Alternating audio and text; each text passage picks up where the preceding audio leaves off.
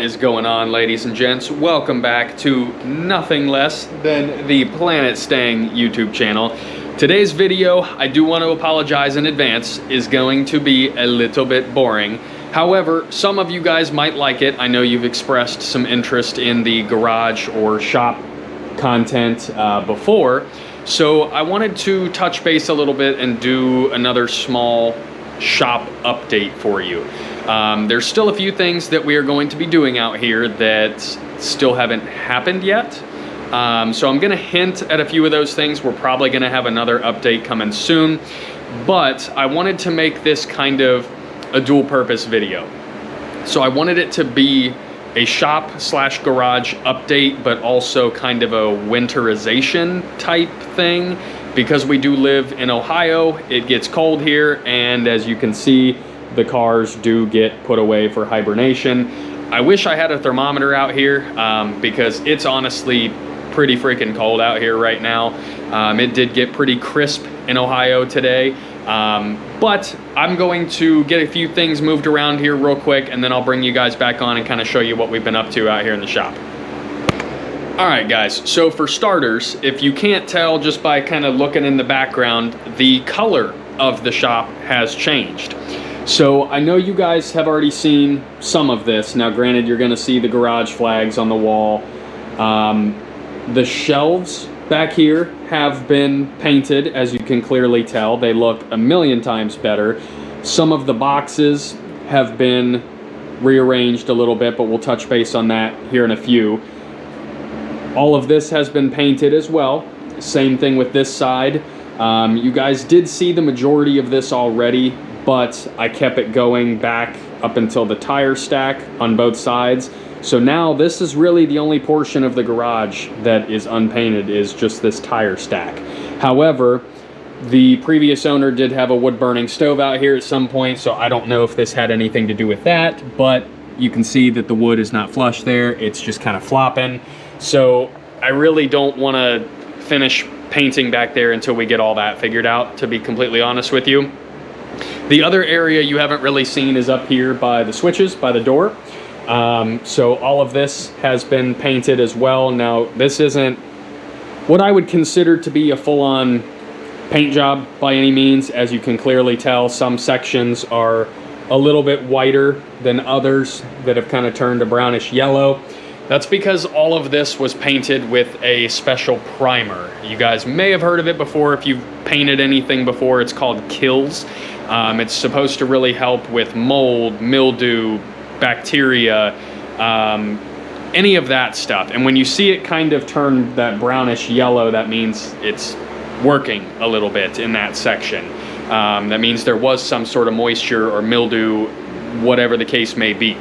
So eventually, this will probably all get painted again, unfortunately, with an actual white paint. But I also don't know if I really want to go that extreme because, as you can clearly tell, maybe it's just me, but it already looks a million times better out here.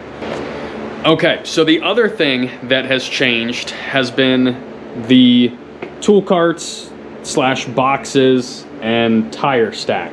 So in the previous video, you guys saw we got the tire stack outside. It's actually right about there, I think, behind this sign. It might be on that, no, it's on that side. It's right behind there. But that frees up a lot of room back here in this corner. Now, we did that for two different reasons. Number one, because all of those are tires and wheels and tires that we really don't care about. We're probably going to try to sell them at some point, so there's no sense in taking up much needed real estate in this small, 18 by 20-ish garage. So that frees up a lot of space, keeping the nice wheels and tires in here and everything else outside. In doing so, gave us a little bit more room. You can see that this box has stayed the same, but we did kind of move some stuff down. I did switch out the spare block with the other cart, mainly because getting around these was kind of a pain. We don't need into this, we don't need to get back to this block near as much, so shove that back to the corner. have the stuff that we need access to a little bit more accessible.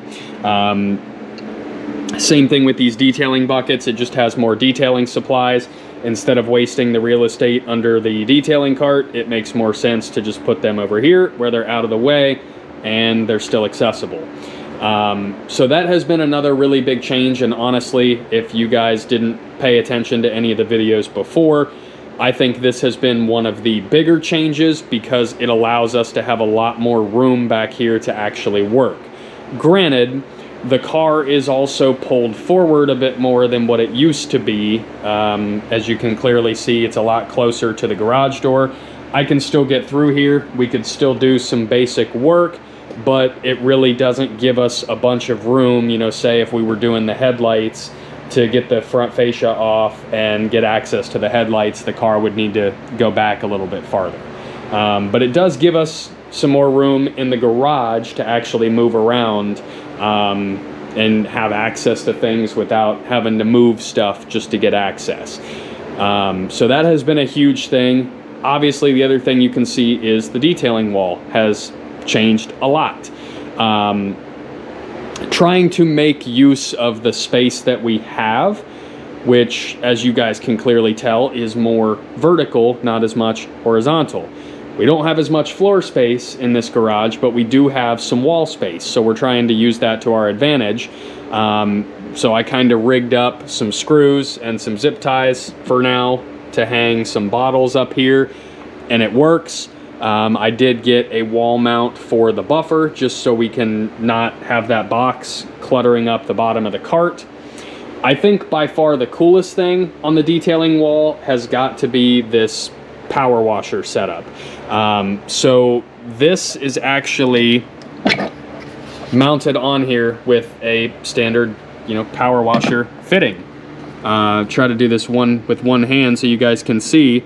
So your typical fitting, and it just holds it in there. Same thing with the stubby handle. It just, same fitting, just attaches.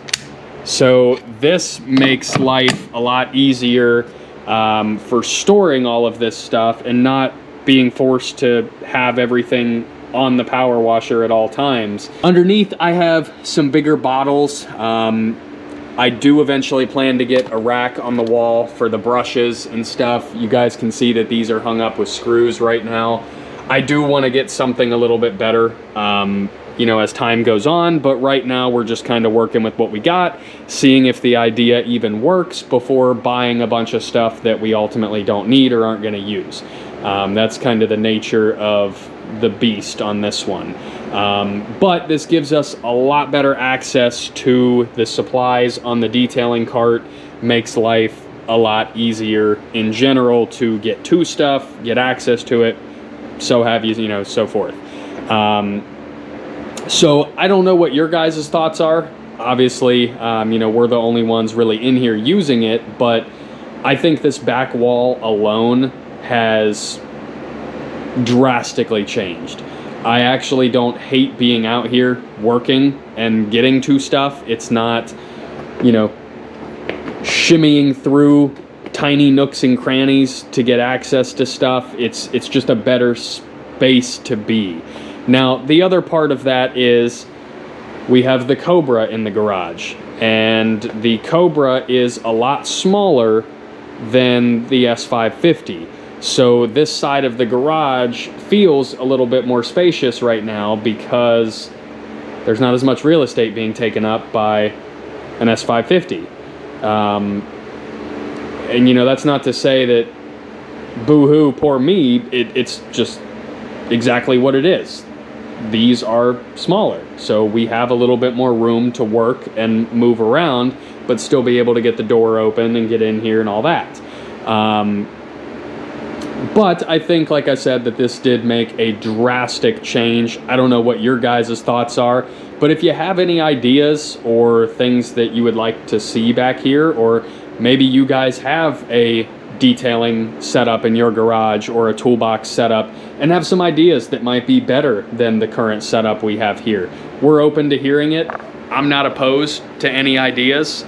You know, we're always looking to improve out here and make the best use of what we have at this time. Eventually, we do plan to get something better than this, but for right now, this is what we're working with. It's better than what we had before, which was nothing. Just trying to make the best use out of it. So I do have a few more things to show you. Let me move a few more things around. We'll be right back. All right, guys, so one of the final things, you've probably already seen it earlier in this video in some of these other clips. I'm just strategically not saying anything about it until the last minute, because to me, I think this is one of the things I'm the most excited about, to be perfectly honest with you, and it's for a reason. So as many of you guys know, we are here in Ohio. It gets very cold. I don't know if I have mentioned it in previous videos or not, but these walls and the ceiling, as you can clearly see up there, are not insulated. So it gets very, very, very cold out here, and it also gets very, very, very hot in the summer. We now have a giant fan out here for the summer, and we also have a window AC unit to help move some air around down here. The problem is it all goes straight up into the rafters. Now, what I'm about to show you is not a perfect solution, so don't think that I'm trying to say this is the end all be all. However, it is going to make a difference for us. So I was thinking about how we're gonna stay warm out here this winter and what we're gonna do, because as many of you guys know, Nick and I both have douchey flutes. Well, I decided to use the douchey flute to my advantage. One day when I had the heater going, I wasn't feeling as much warm air, and I had it running for hours out here, and it just did not feel like the garage was getting any warmer. So I blew it straight in front of the heater, and wouldn't you know, zoop, straight up into the rafters. So hopefully you guys like this garage enough that you'll want to hang out with us this winter while we work on the Cobra, because our plan as of right now is we're gonna be out here a lot this winter working on this car. We have a goal, you know, kind of off topic, to get this thing running and driving in 2026.